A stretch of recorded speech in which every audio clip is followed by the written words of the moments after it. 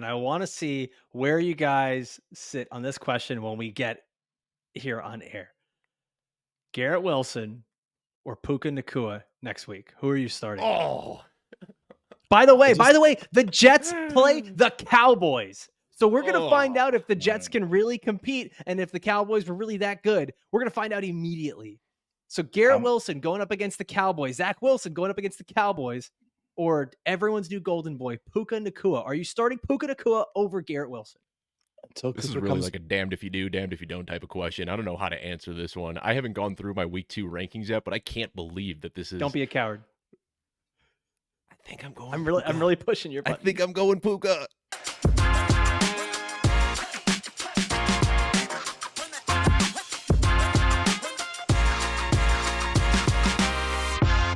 Week 1 is done and it's time to panic. We are so scared. There's just a lot of overreacting that has to happen today. So we decided let's bring the king of overreaction onto the show. Right? Joey Wright, can we call you that? The king of overreaction? Sure, I'll take any title people are going to throw me this week. I just accepted a role. Football guys, call me whatever you want. Yeah. I also heard you I also heard you want to go by Lil Joey Wright. Is that correct? Little Joseph, right? Yeah. Was it you Lil can't Jordan pronounce it. Humphreys? Yeah. Lil Jordan Humphrey. Lil Jordan Humphrey. It's got to be when he scored that touchdown. Long syllable. I was like, I found my new name. Dave, we've been talking behind the scenes, and you are wheels up for so many different scenarios, and I am the wet blanket. So today we are going to go through what we're calling our 4 tiers of panic. We are ranking all of our reactions and overreactions, underreactions, whatever you want to call them, to week 1. Yesterday we did our waiver wire episode. So if you're looking for waiver wire stuff, go back and listen or watch the previous episode that we did yesterday where we covered over 33 different waiver wire targets. I think we probably have you covered there. Let's get into this one today, guys. And Joey, since you're the guest today, we'll start with you on each of these. Let's look at tier number 4. This is our low risk. Like, we're kind of good. We're breathing. We're okay. The Bills offense last night. This is where we've got them in this low panic meter tier. Bills offense, 16 points. Josh Allen had 3 interceptions, a fumble, sacked 5 times. But Stephon Diggs was still really good. The Bills just, man, I don't know. Like, they struggled against the Jets last night. They come out with a loss. Josh Allen basically plays like a 6-year-old that just had a lot of sugar, just running around like a crazy person, diving into things. Where are you at with the Bills offense? I'm right where I was before. I'm fine with them. I truly think this was a New York Jets defense that was completely underrated. And maybe not even underrated because people were kind of high on them, but I think they're one of the best defenses in the league. And I even said yesterday, the Jets are going to win this game tonight. When Aaron Rodgers went down in the first 10 minutes of the game, or not even 10 minutes, it was like game clock, maybe 4 snaps. I was like, oh no, they're not going to win this. But that defense rallied and kind of shut Josh Allen down for a good portion of the game until that last the game tying drive. Yeah, and from what this was somewhat predicted too. I mean, we weren't not starting Josh Allen, but a lot of people were lower on Josh Allen in week 1 rankings. The Jets have always given him fits. It's a very good defense. These division games, especially in week 1, always get a little bit wonky. So Josh Allen was my QB6 this week, which means you're still starting him, but I preferred all of the other elite quarterbacks ahead of him. I'm not panicking whatsoever. Josh Allen is going to do Josh Allen things. They'll get right in week 2. This was just a weird, tough game. And this is what's interesting for me with the Jets, that they played so well, and it really wasn't their top defender, Sauce Gardner, making the plays. It was Jordan Whitehead who hit his season. It was his season incentives for 3 interceptions. He hit that in 1 game, so he got himself a nice bonus. But Sauce Gardner, 68 snaps. He was targeted against 5 times, allowed 5 receptions, 62 yards, 118.8% passer rating. You guys worried at all about Sauce Gardner or that Jets defense? That this is like a bonus?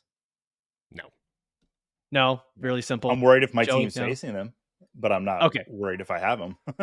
Okay, fair enough. Let's get to the last other thing I want to say about this game is how cool it is that Xavier Gibson, like the Hard Knocks darling, the undrafted guy who made the team, in his first game seals the game with a win. Like, that's the stuff that we love about football, man. I just warmed my heart to see that last night. All right, on to the next game. Warmed your heart. All right, Dave. So let's check out the next team that we have here on this list. The Bengals offense scored 3 points against the Browns. Joe Burrow, 14 of 31, 82 yards, 0 touchdowns. And the surprise, I think it's very reminiscent of last year with Devontae Smith, who's often ranked right next to T. Higgins. T. Higgins, 0 catches on 8 targets. Dave, let's start with you on this one. I mean, obviously we've got them in the low panic meter tier, but what's going on with T. Higgins and this Bengals offense? I mean, you already said it. He saw 8 targets. I repeat, he saw 8 targets. There's nothing to worry about. Well, he saw them. He didn't catch them.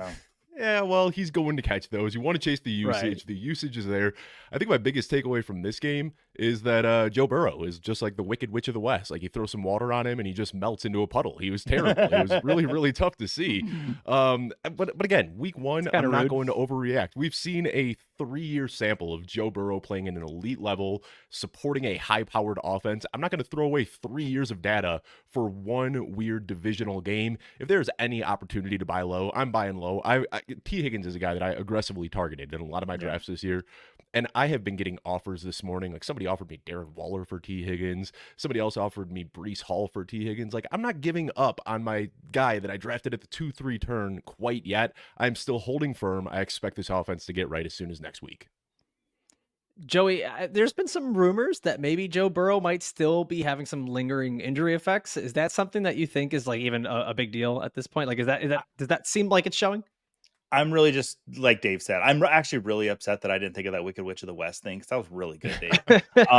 I do think it was just a terrible situation. Maybe Joe Burrow protecting himself a little bit more than normal, but I'm not worried about this Bengals offense whatsoever. It was my most drafted offense, I believe, outside of the Lions for this season in fantasy. Like, I'm all in. I don't think there's any issues with Burrow.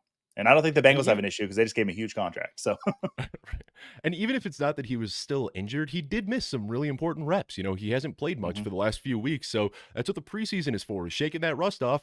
Week 1 for Burrow, you know, unable to play a majority of the preseason and a lot of camp. This was kind of his shake the rust off game. So, I mean, it was just a lot of poorly placed balls where he was just kind of erratic with his throws.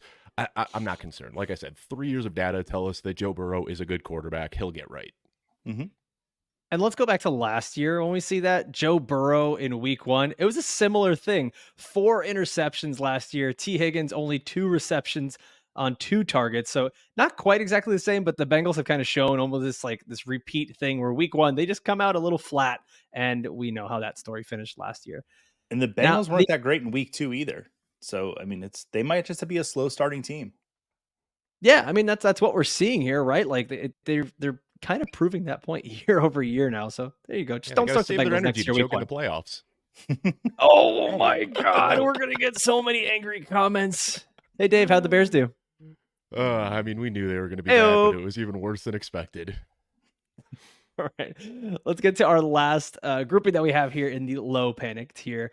It's these rookie running backs. I think there are going to be fantasy managers that are a little worried about Bijan Robinson and Jahmyr Gibbs. Bijan Robinson was outtouched by Tyler Algier. He had 18 touches, Algier did, with 2 goal line touchdowns. Bijan Robinson, 16 touches. 6 of those were receptions, and that's where he really made his money in the game there this past week. And then the Lions, David Montgomery, 21 carries. I have not seen a running back get so many carries and be so inefficient while Jahmyr Gibbs was out there just making plays. Only 7 carries for Jahmyr Gibbs, 2 receptions. David Montgomery gets the touchdown. Joey, I'm going to start with you on this one. I think there's a lot of managers, fantasy managers, that are panicking on these rookie running backs.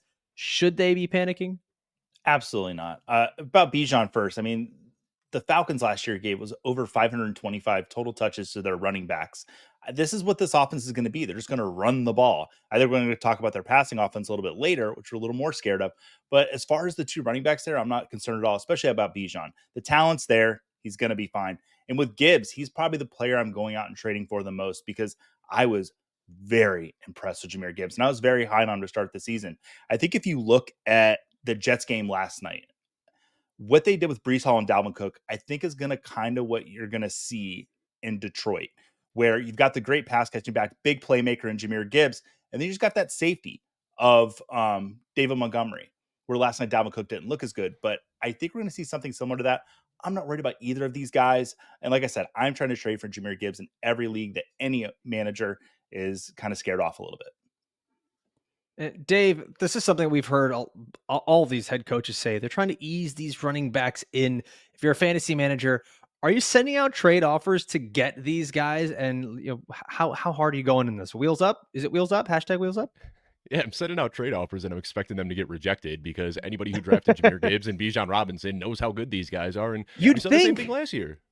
You'd think, man. I'm already getting texts from friends that are saying, like, dude, why would you tell me to draft Jahmyr Gibbs? 7 points. Ain't cutting it week 1, man. I told you the Lions aren't going to use him. It's another DeAndre Swift. There's people out there. Exercise patience. These guys, I mean, if there is a buy low window, I'm absolutely buying low, but I think most people know how talented these guys are. And Alfredo, Dan Campbell, Arthur Smith, they're a lot like our JV football coaches. What do these guys want to do? Run the snot out of the ball. You got it. And that's exactly what the Lions are going to do. That's exactly what the Falcons are going to do. If you're in a 2 running back, 2 flex league, you can start Tyler Algier, Bijan Robinson, Jahmyr Gibbs, and David Montgomery every single week. I mean, there's going to be more than enough to go around for all of these guys. So this is a situation I'm not concerned in the slightest. Jahmyr Gibbs is going to catch passes. Bijan Robinson is going to catch passes. Tyler Algier is going to get goal line work. David Montgomery is going to get goal line work. These are offenses that flow through the running backs. There's no reason to panic. By the way, when you asked me what these coaches like to do, I definitely had to think about it for a moment because I totally did not understand. I'm glad you got it. I am glad you got it because I was sitting here like, oh no. Well, if you've been enjoying this first tier where everything's like still very calm, we're going to go into full panic mode pretty soon. If you've been enjoying this, just please click that like button, subscribe to the channel. We're going to be bringing you an episode every single week, including Sunday morning live start sit advice going all the way from 10:30 to Dave, basically until like game time, like 12:20, 12:30. We're staying with you for quite some time. It's all of us, myself, Dave, Joey Wright, everyone's on there. So we're there to help you on Sunday morning game days. And drop a comment down below. If you're worried about any of your players after week 1, this is the time to get some clarity, get some advice from us. Drop the comment down below and let us know who you're worried about. We'll get back to you. All right, gentlemen, tier 3. This is the elevated panic level, which, by the way, Dave, thanks for these because we kind of used the Department of National Security levels here. We weren't sure what to do. And elevated, of course, elevated risk. Yeah, it seems very reasonable to compare fantasy football to national security. It seems like they're on the same plane. All right, so tier 3 here. We're going to look at the Chargers offense first. And it's kind of weird that we're even talking about this, a team that scored 34 points. But, I mean, there are some questions here. Justin Herbert, I think we all expected maybe a little bit better of a performance. We weren't seeing as many downfield throws. And when we did, they were a little off target. But Herbert was still okay. He threw for a touchdown, 23 of 33, 228 yards. He ran a touchdown in, which was good to see him running around again. But basically, it was this Chargers rushing attack that owned the Miami Dolphins. Dolphins were terrible against the run. Austin Eckler, 117 yards. Joshua Kelly, 91 yards. And now Austin Eckler dealing with an ankle injury. And if he is the straw that's stirring the drink for this Chargers offense, Joey Wright, how worried are you? It seems like elevated is the right term, but how worried are you for this Chargers offense? Listen, I do like what I saw to Joshua Kelly, and I think part of the reason he was being utilized so much is because they were just trying to slow the Dolphins down. Because like Tyreek Hill was all over that field. Tua was looking fantastic. I think I saw Joe Bryant mention that Tua moved up to number 2 in the MVP rate. He did, baby. The betting. That is insane. Very well could be, but I'm not worried about the offense for the Chargers too much. If Eckler leaves, it's a little bit more. So like you said, elevated, but Kelly looked really good. I was a little disappointed by Herbert with the passing yards. There could have been a little bit more there. But I think it's just because they were trying to slow him down. Yeah, no, I 100% agree with you. I think they were just trying to slow down that Dolphins offense in the only way they knew how to, which is just slow down the pace of the game. Yep. By the way, the Tua thing being like second in MVP voting right now, or odds or whatever, I almost think if any quarterback would have thrown for nearly 500 yards and 3 touchdowns, they'd like if Derek Carr did that, we'd be saying, oh, Derek Carr, number 2 in MVP race. So like, I don't think it's that. Like, don't put too much weight into that. Dave, I want to go a little deeper here with the Chargers because there's so many good weapons on this team, especially in that passing game. Mike Williams was not used a whole heck of a lot. 4 receptions, 5 targets. He did leave the game briefly, came back. We didn't really see a whole lot of Quentin Johnston either. 2 receptions on 3 targets. I know the reports coming out of camp was that he might be the wide receiver 4. This wide receiver pecking order, what do we make of it? I mean, I think Chris Harris summed it up pretty perfectly. I was listening to his show this morning, and he said he couldn't tell the difference between Quentin Johnston and Donald Parham. I mean, Quentin Johnston did not look good. he was clunky. I mean, he's a big guy, but yeah, he is struggling to get up to NFL speed. I think my biggest takeaway from this wide receiver pecking order is that Keenan Allen is going to be an absolute beast this year. I mean, he was an inch, maybe even half an inch away from a touchdown. He also had another big play where Justin Herbert just overthrew him on what would have been a go-ahead touchdown. So, I mean, Keenan Allen was very much so the wide receiver one that we drafted him to be, and it might not show up in the box score, but it did show up on film. So Keenan Allen is a guy that I'm really excited about here. But it was a weird game. You know, we talked about it, Alfredo. I don't want to say that we were wrong quite yet. I don't want to overreact, but all offseason we said Kellen Moore is going to start stretching defenses vertically and push the ball deep downfield. And then Justin Herbert had a career low in intended air yards per pass attempt. I mean, he was a check down merchant on Sunday. So really, really hate to see that. But like you said, I think they just wanted to stop the bleeding because every time the Miami offense took the field, they were dicing this defense up. So they ran the ball 32 times between Austin Eckler and Joshua Kelly. I expect them to trend a little bit more towards a pass-heavy approach in future games. Can we talk about that for a second, Dave? You mentioned Justin Herbert with the lowest intended air yards in his career, correct? How much of this at this point do we just we've been blaming the offensive coordinators, we've been blaming the health of players around him. At what point do we just start to say, maybe that's just who Justin Herbert is? How many games does it take? How many seasons does it take? I'm still a believer, and I think he can give you MVP type numbers, but at some point, wheels down, maybe? No, I mean, in 2020, his rookie year, we saw Herbert just letting it unleash, throwing balls 60 yards downfield on a frozen rope. He's got that in his skill set, and he can do it. But, we're trying to teach an old dog. He's 25? I mean, he's not an pretty old young dog dog by any means. Well, but 25 yeah, is old in dog years. 2 years of Joe Lombardi pounding checkdowns into his head. I mean, I think that it's going to take some time for him to really take on the identity of this new offense. I think he can get there. Maybe we were a little bit presumptive in thinking that it would immediately happen in week one. So I still think that Kellen Moore is going to bring a more dynamic approach to this offense. It might just take a little while for it to completely unfold. Again, we have moved this guy into our elevated panic level, but I'm not really panicking. I think that Justin Herbert is a great quarterback, and I think it'll come together over time. Slipped there. He slipped. I like the Freudian slip. Yep. He really wanted to say it. Let's just move on to them then. Let's talk about Justin Fields and the Bears offense. And you know what I actually think is going to be an awesome exercise here is let's not let Dave talk about them at all. I just want to hear Joey Wright for three straight minutes on the Bears. Justin Fields, I think we're all starting to lose hope on Justin Fields as a passer. 24 of 37, 216 yards. Everything looked really good at the beginning. He was efficient. He was targeting DJ Moore. And then that just all stopped. 1 touchdown, 1 interception, 5.8 yards per completion. And then the running was still there. But, 9 carries, 59 yards. Justin Fields led the Bears in rushing. This just seemed like an odd game. Roschon Johnson led the Bears in receiving. DJ Moore only had 2 catches on just 2 targets. Joey, are you losing faith in Justin Fields for fantasy? We have to draw that line between NFL football and fantasy. For NFL football, I think it's kind of gone. But for fantasy, is it still there? For me, it is. I'm not going to lose faith after 1 week. Now, I was a little low on him. I had him at my QB 8. And that was low versus what a lot of other people are thinking. But Green Bay, I think this might be another matchup thing. With Green Bay, they were the 6th most efficient team against quarterbacks like Justin Fields, against running quarterbacks. So I think it might have just been a little bit of a matchup play there. And sadly, Fields, he's got this matchup for twice a season for the rest of his career with he's there with Chicago. He finished with over 15 fantasy points, so it's not awful. That's more like his floor, I think. So I'm not losing the faith on Justin Fields. I was sad to see it, but I'm still there with him. I'll hold his hand one more week. I'm curious to see what the Bears are going to do to adjust.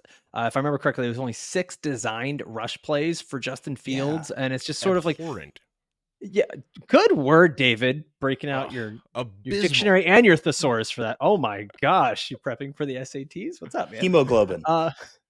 Nope. Sorry, I wanted Joey. Nope. No. Joey, no. lean back in your chair. Okay. Hemoglobin. Dave, you got to think, man. Things have to change. If Justin Fields is a good runner and getting the ball in DJ Moore's hands makes sense, why did they go away from that, especially in a game where they were losing? Like, just do what works. I feel like this should be so simple for NFL coaches, and it's not. Yeah, for the first couple of drives, the Bears offense looked terrible. And then on one drive, both of those targets to DJ Moore, both of the targets, both the receptions came on one drive. And I tweeted, wow, DJ Moore actually looks good. Maybe we should get him the ball a little bit more. And then there was nothing for the rest of the game. Like, they had one drive where the offense was humming, and it was when they focused on DJ Moore. The thing that really jumped out to me were the amount of called screens. And we talked about this in the preseason. I wrote about it a bunch in the Bears training camp reports. I was excited to see them kind of make the offense a little bit simpler for Justin Fields and call these design screens.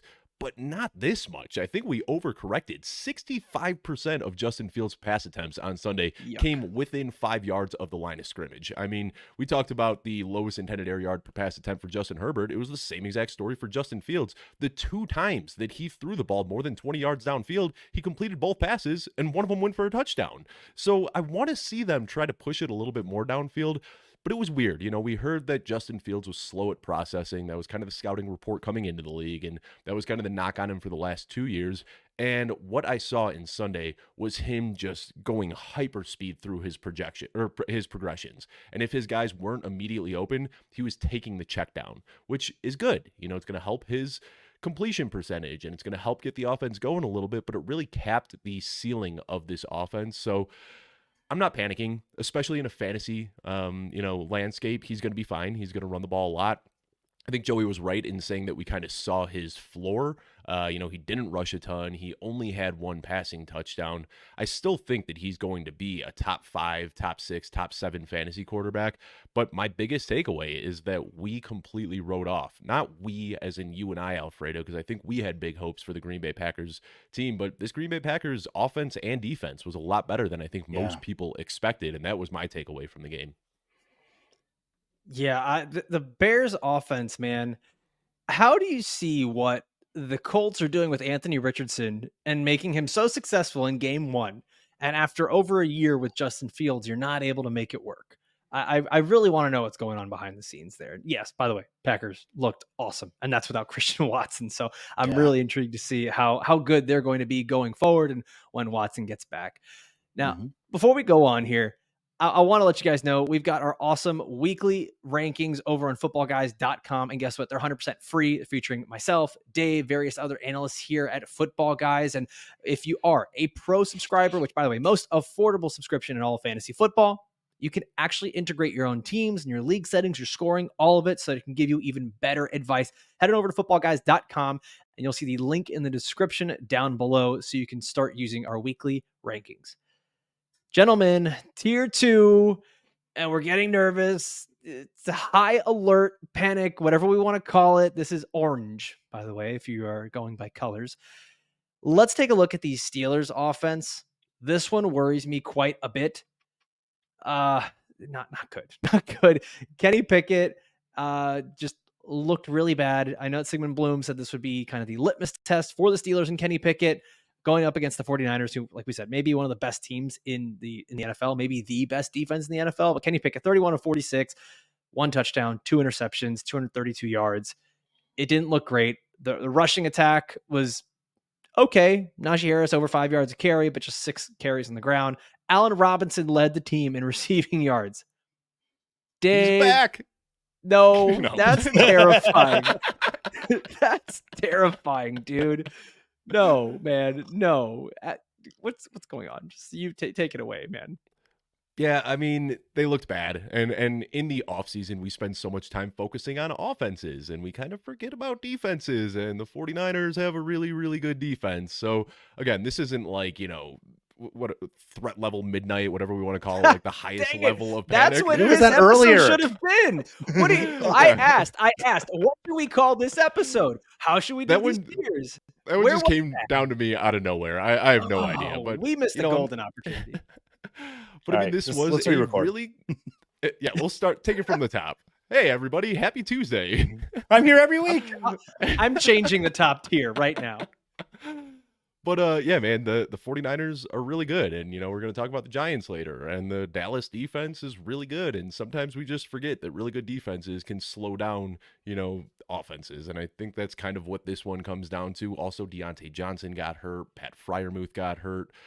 Maybe we did get a little over our skis with this Pittsburgh Steelers offense. Carving up second-team offenses in the preseason is a lot harder than doing it over a full game in the regular season against the best defense in the league. So I'm panicking a bit because I think we all were pretty heavily invested in this offense. And now without Deontay Johnson for what they're saying is probably a few weeks, George Pickens, had the one almost awesome highlight reel catch that he's seemingly good for every single week, but he wasn't drawing targets.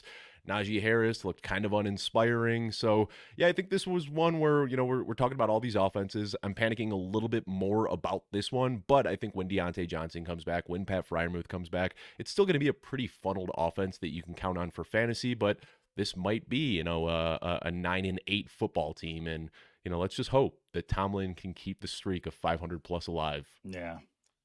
By the way, Steelers. Go for it, Joe. Go. Yeah, I would say the weird thing for me is when I was watching the game, anytime Pickett was taking the time to make reads downfield, he was struggling left and right, every time. But when he was moving quickly, getting the ball out quick to Najee Harris and actually making good screen passes, that's when they scored the touchdown with Pat Freiermuth.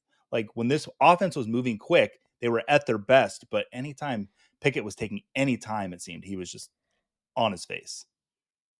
Yeah, and we've seen that a bit. Kenny Pickett tends to do better in that hurry-up offense, and so much of that Matt Canada offense last year was just cutting the field in half for the Steelers and turning it into one, maybe two reads at most, and it just nothing ever came of that. And it seems like now they tried to open it up, and they did that against the best defense probably in the league, and the results were not good. By the way, Steelers play again on Monday night against the Browns, who just held the Cincinnati Bengals to 3 points. So it could be another rough week for the Pittsburgh Steelers, but I don't think anyone had more of a rough week than the poor New York Giants and Daniel Jones. It was literally that GIF, that meme of stop it, you're killing him. This is what happened with Daniel Jones, the Giants offense. They kept just trotting him out there, which was weird because at one point the Giants were down. I mean, I want to say it was 33 points in the third quarter.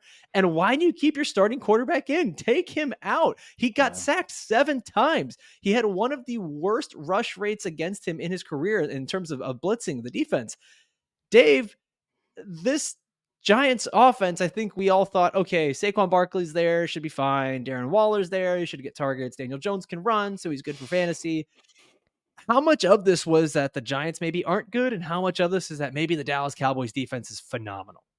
Yeah, and that's a lot of this episode that we're talking about today. It's either or. Either the Giants offense is really bad or the Dallas defense is really good. I think it's a little bit of both. And my wife, bless her heart, she is a huge empath, just has this huge heart that just bleeds for other people. And she was watching the game and she was almost in tears. She's like, why is Daniel Jones still out there? Put him on the sidelines. He just looked like a sad, wet poodle that had just gotten out of a pool. It was just so heartbreaking to see. What an image. Normally I take a lot of pride in I take a lot of pride in digging up my own stats, but I'm just going to blatantly steal this one that I came across on Twitter.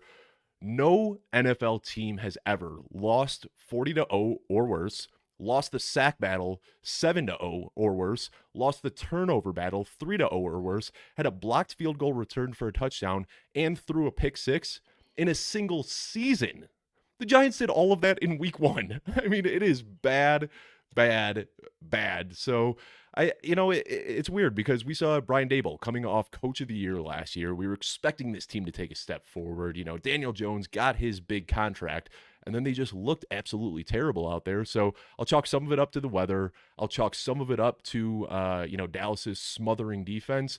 But you can't not be panicking slightly about this. There really weren't a lot of bright spots on the Giants offense. Now, Dave, you mentioned the weather. I will say this, at least from a statistical standpoint, to put things in perspective, Dak Prescott had 143 yards passing, no touchdowns. He just also did not get sacked a single time. Daniel Jones had 104 yards, no touchdowns as well, but he had the 2 interceptions, the 7 sacks. That Cowboys defense was making a lot of plays. Listen, the Giants may not be as good as we all think they were, but I also don't think they're as bad as this. Joey, is there like a bright spot at least here? Darren Waller led the team in receiving, maybe? So I think we did see that. Like a lot of people were saying, Darren Waller is going to lead this team in targets. Okay, yeah, he led team interceptions. I'm not worried about Saquon in the slightest. I think talent's going to win out there with him. But Daniel Jones, listen, the Giants are committed to him till 2025. Like Yikes. That's pretty scary before they can get out of this. I do think that Dallas defense is like, if we're doing week 1 overreactions, I think Dallas is probably the best team in the NFC. Like I was more impressed with them than any other team this week. But I'm worried about the Giants. This is about the Giants. And you were mentioning one other thing. You're mentioning, why was Daniel Jones still on the field? Why was Tony Pollard still on the field in the fourth quarter? Did Dallas not learn their lesson with DeMarco Murray, just seeing him get shut down the next year? Brian Dable took the over on Tony Pollard rushing yards and just had to get his payout, I think. Apparently. I'm worried about Daniel Jones, but I think Saquon could be fine. But what I will say, all the data tells us that like rain shouldn't negatively impact offensive performances, but there's varying levels of rain. Like this wasn't a sprinkle. This looked like these guys were getting sprayed with a fire hose out on the field. I mean, that was one of the sloppiest games I've ever seen. So rarely do I look at weather as, a huge impact in games, but I will kind of chalk this one up to sloppy weather. There were some weird fumbles, guys slipping and falling on the field, drop passes. This was more than just a little bit of rain. This was a torrential downpour for basically every minute of this game. Dude, the weather for this game was when you're a kid and you tell your mom you want to go to the pool or the water park, and then she takes you out into the backyard, just sprays you with a hose for 15 minutes, and it's like, all right, that was fun. Pretty much. What kind of childhood did you have, Alfredo? Joey, don't judge my childhood. I'm not. I'm just... Sometimes water parks are expensive sometimes, man. Okay. Sometimes it's just easier to take the child out to the back and spray him with the hose. They don't know any better. All right, it wasn't Billy Madison where Norm Macdonald spraying the kid at the party with the hose. Yeah. I don't even know you, mister. Yeah. All right. Before we keep going here and we get to our threat level midnight tier, I want to let you guys know about Sleeper. Wait, you actually changed that in the show sheet mid-show. I just looked over at the show sheet and you changed of course it I to did. Threat level midnight. All right. Of course I did. We run on the fly, man. I'm changing the title of this too. This isn't live. This is pre-recorded. We're putting this on YouTube with the title. But before I get interrupted again and we get to our threat level midnight, I want to talk to you guys about Sleeper. It is the #1 fastest organically growing fantasy football platform in the world with over 5 million active users. Honestly, Dave and I have all of our fantasy football leagues on Sleeper. It is one of the best and easiest ways to manage your teams. It's also just really easy to use, really intuitive. And guess what? Now they have Sleeper Picks, which allows you to compete against your friends. And you can pick the stats for players either higher or lower on a certain amount of yardage, touchdowns, receptions, anything. And Sleeper is the only app that's going to give you 100x payouts. You can share it with your friends, get rewarded together. Head on over to sleeper.com/promo/FBG. We'll have the link in the description down below. Gentlemen, threat level midnight. It's bad. Here we are. Bad guys. Yeah. I know what we're talking about with this next team. I don't know if you guys are tuned into Twitter right now while we're recording. It is about 11 a.m. Eastern. The show is going to come out in a couple of hours, but we just got word that Aaron Rodgers officially tore his ACL. His season is over, and they're saying ACL? Potentially, or I'm sorry, Achilles. Yeah. Oh, I was like, wow, he's got a really low ACL. This is why I'm not a journalist. I talk football for fun because I can't properly report things. Achilles is torn. They said his season is officially over. Zach Wilson is the QB1, and they are saying this is a potential career ender, according to Adam Schefter. I mean, at 39 years old. Yeah, at 39 years old, I can't. It's hard. I mean, I know Aaron Rodgers is one of those competitive guys who I think it's hard to see him hanging it up at that point, but also it's really tough to come back from. And if you are the Jets and Zach Wilson does play well, which we don't know about that, I think it's hard to go back to anywhere else. But threat level midnight. Here we go. We started this off. Oh man. All right. This is a rough one. Zach Wilson, now the starting quarterback, at least for now, and head coach Robert Saleh says it's going to be for the season. Zach Wilson's the starting quarterback for the Jets. Joey, I'm going to start with you first. Obviously, we have this at threat level midnight. This is the scariest situation possible for the Jets, but Garrett Wilson in particular, outside of a touchdown catch that he basically threw to himself after volleyball, setting it out of the air and then re-catching it, this did not look good for him. Yeah, I mean, 5 targets is a nice floor if you're waiting for Rodgers to come back, but You sound I so think sad. You I sound am, like, so getting the sad. official news because I was being optimistic this morning, like, "Oh, maybe he'll be back after 5 weeks," but, man, if Zach Wilson's the quarterback for the rest of the season, I mean, I think the Jets, they're a quarterback away, that's why they went and got Rodgers. I think we're looking maybe they should make a trade. They really should. I don't think you can put this team on Zach Wilson's back. That defense is Jameis great, but Winston. Jameis Jameis, Winston. yeah, for fantasy, that'd be great. Let me tell you, as a Bucks fan, Jameis Who's Winston for who's fantasy, the quarterback? so much fun. Who's the quarterback that we think they could get that would make this team better? Tom Brady? No, shut up. I mean, are the Rams in on this season? Yes. Are they trying to win games? What are you talking Okay. about? Dave just said saying, that they might be said, one of the top 5 teams Yeah. in the NFC, and you're asking if that was before we started recording, I think. Whatever. I can't even decipher yeah, what's on the record and what's off. I mean, I think if the Rams are trying to get some picks because they don't have any for the next like 20 years, I think Stafford. I mean, but that's a long shot. That's more me playing fantasy manager here. But man, that's Zach Wilson as the quarterback of this team is sad. I'm not worried for Breece Hall. Breece Hall looked fantastic yesterday, but for Zach Wilson and this Jets offense, it's very troubling. Yeah, I mean, the good news is Zach Wilson Wentz looked much better this year than he looked last year. The bad news is he still looks like one of the worst quarterbacks in the league. So, I mean, he improved from maybe like the 45th best quarterback to like the 42nd best quarterback, but he is still hot dog water. I mean, he looked terrible out there.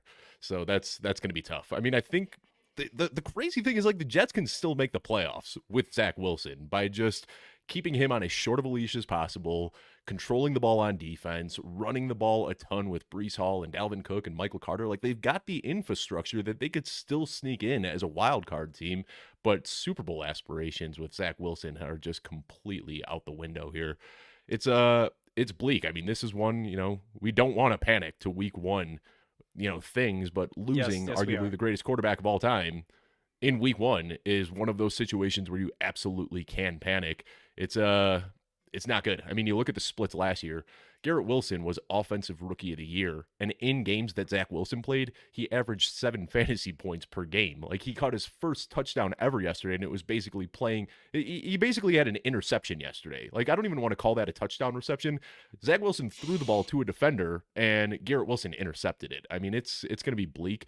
And the thing is, you still got to start Garrett Wilson every single week, but he goes from what we expected to be like a top 5, top 8 wide receiver, and now he's like a boomer bust wide receiver 2, maybe even a wide receiver 3. It's not pretty. Well, here's the question. I asked you this in the chat, Dave, and I want to see where you guys sit on this question when we get here on air. Garrett Wilson or Puka Nacua next week? Who are you starting? Oh, By the way, the Jets play the Cowboys. So we're going to find out if the Jets can really compete and if the Cowboys were really that good. We're going to find out immediately. So Garrett Wilson going up against the Cowboys, Zach Wilson going up against the Cowboys, or everyone's new golden boy, Puka Nacua. Are you starting Puka Nacua over Garrett Wilson? This is really like a damned if you do, damned if you don't type of question. I don't know how to answer this one. I haven't gone through my week 2 rankings yet, but I can't believe that this is. Don't be a coward. I think I'm going. I'm really pushing your button. I think I'm going Puka. Oh my God, this is where we're at. No, I mean, listen, he had 10 receptions. Like, he looked good until Cooper Kupp's back. He's there. Is he a must start? Maybe. Is he a must start? I mean, like I said, I haven't gone through my week 2 projection, so you're really putting me on the spot right now. But of course I said it yesterday in the waiver show that I think Puka probably is going to fit into my top 30 this week.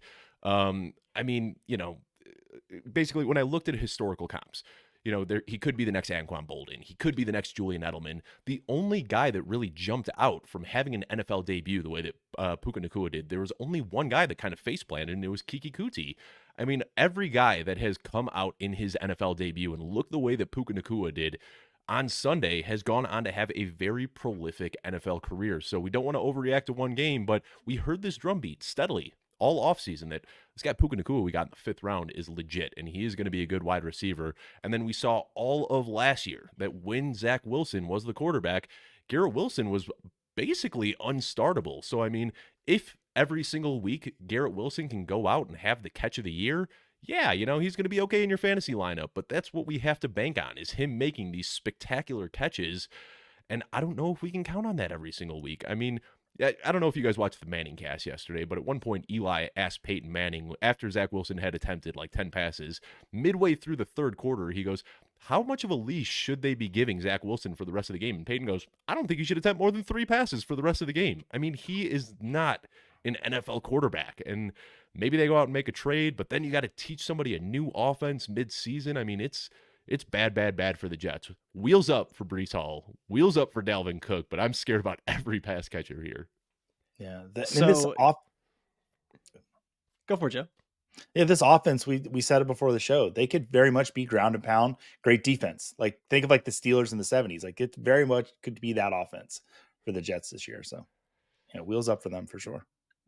By the way, I know the Jets play the Cowboys next week. The Rams play the Niners next week. So we could be in for just bad weeks from both of them pretty much throughout a bunch of different websites. You've got Garrett Wilson still ranked as a top 15 wide receiver, and I think that's going to go down as more and more people start to create their rankings for the week.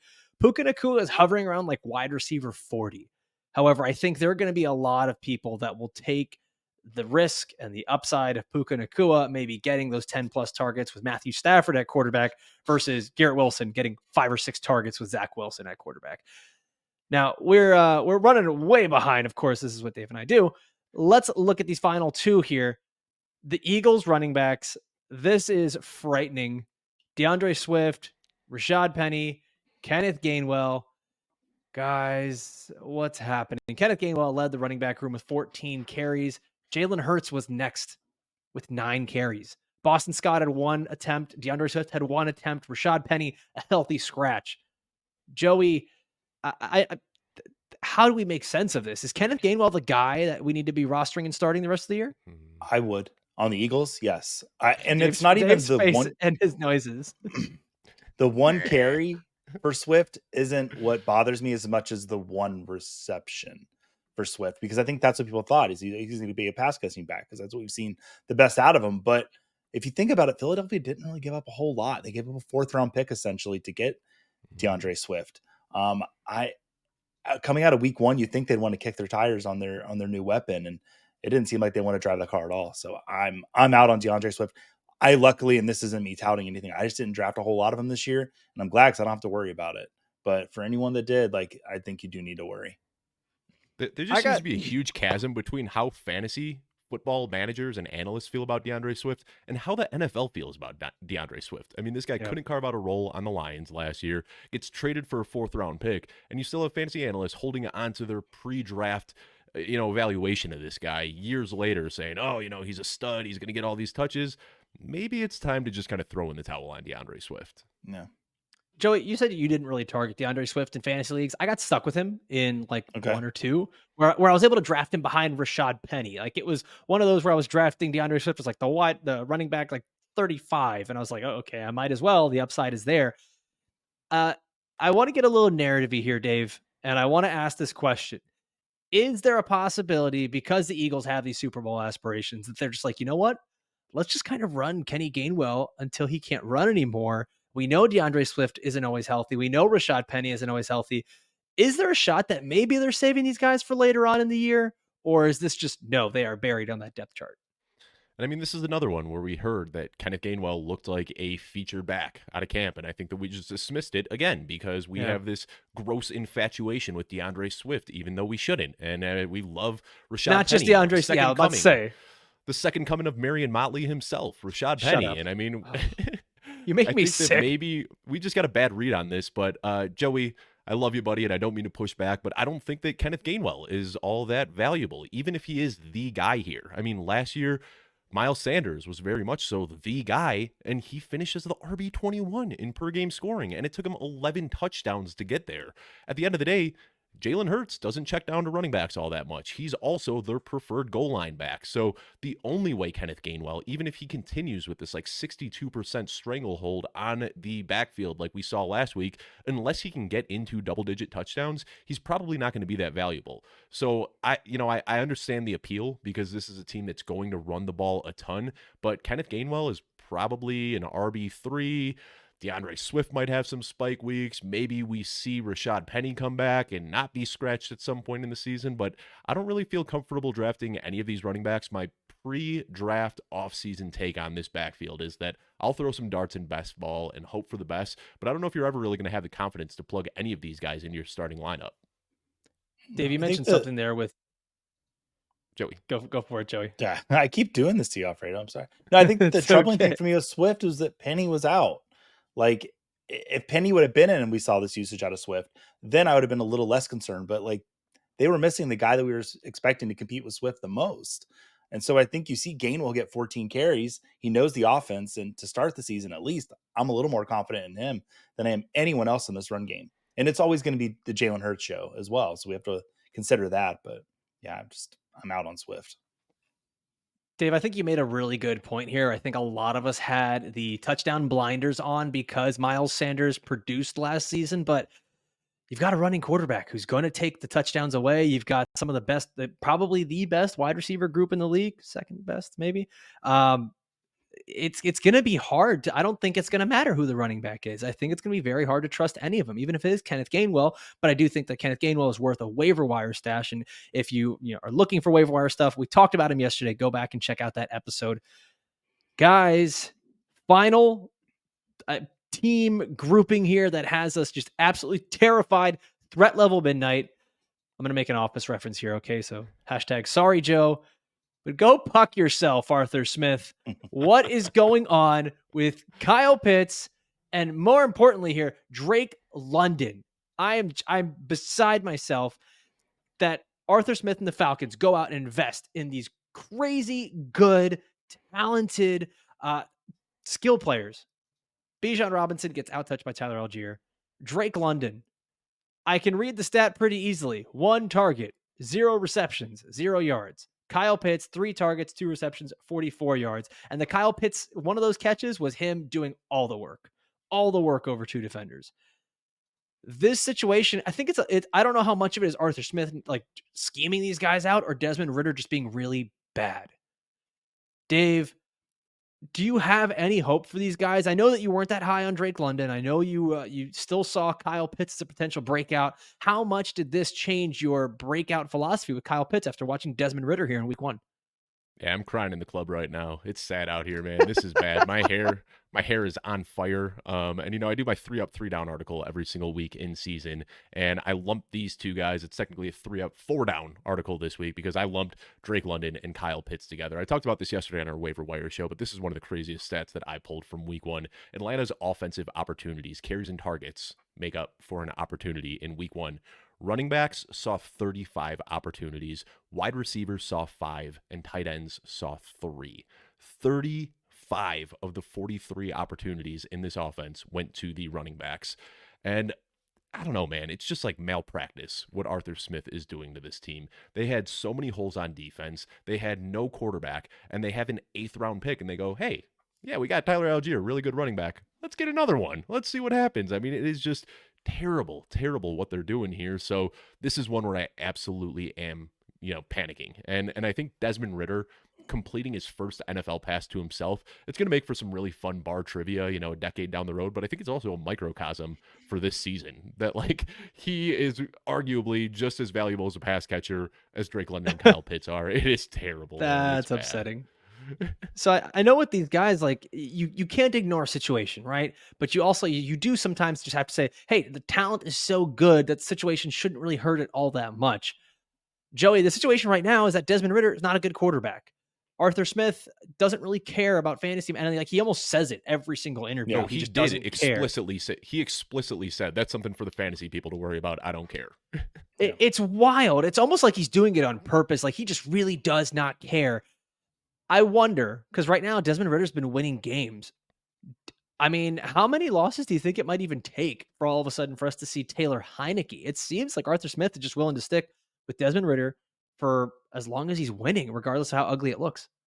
Yeah, I hate that whole I used to have a manager runner for Barnes & Noble that would say there's 2 columns, a win column and a loss column, and nothing else matters.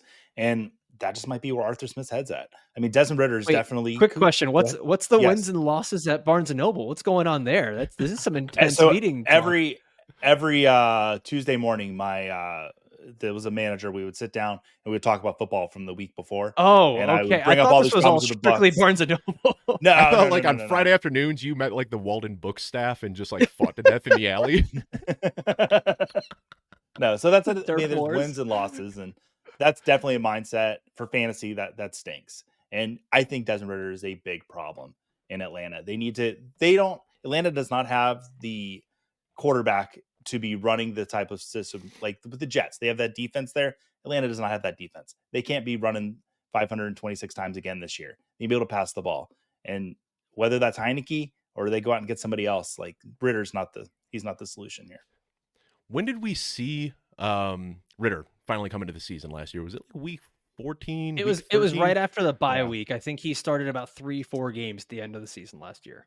And if I recall, by about week 2, like this time last year, we were saying, at what point is he going to pull Marcus Mariota and give Desmond Ridder a shot?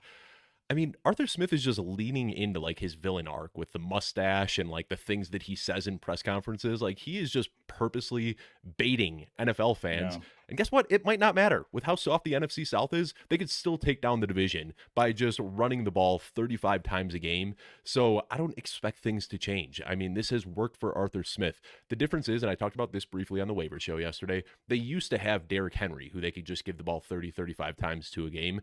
Bijan Robinson and Tyler Algier both are a little bit smaller than Henry. They probably can't hold up to that workload, so they're just kind of dividing it down the middle, and we're still going to see 30, 35 touches a game going to the running backs.